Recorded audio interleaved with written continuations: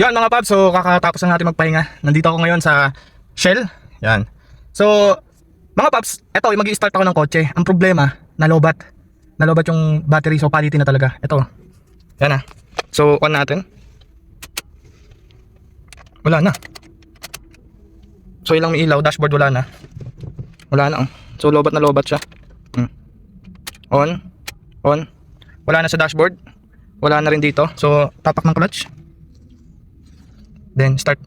Wala na talagang click. So wala na talaga. Lobat na. Off. Off. Buti na lang mga paps. Minabili ako na pang jump start. Pang emergency na pag nalobatan kayo. Automatic or manual.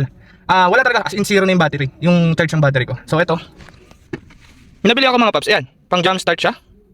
So kompleto siya. Open natin. Yun. So ito yung pang jump start. So pagka naplatan naman kayo, malamot yung gulong, meron siya kasama, no? Parang maliit na air compressor, no?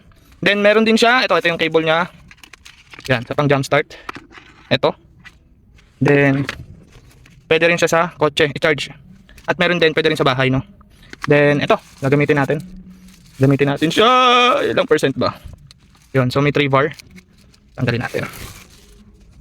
Yan, so tetestingin natin yan. Yan mga paps, tetestingin ko kung legit talaga. Ayan ha, pakita ko sa inyo. Walang power, ayan o.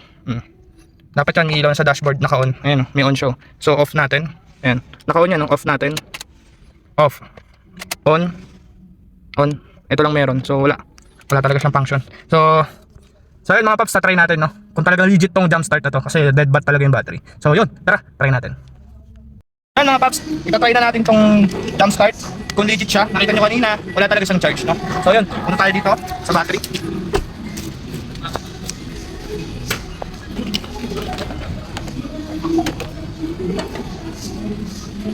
Ito, di kayo magkakamali dito mga paps kasi meron siyang guide. Yan, may guide siya. Saksak, alright. Battery level, 3 bar. So, syempre, matic yan. So, matic yan, pag black, sa negative. Then, pag red, sa positive.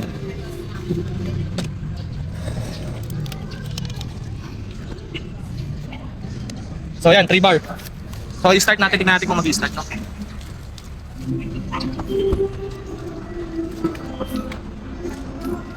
Tingnan natin to. Yan, mayroon na sa dashboard mga paps. Yan, meron na sa dashboard. Kanina wala eh. So, start. Yun!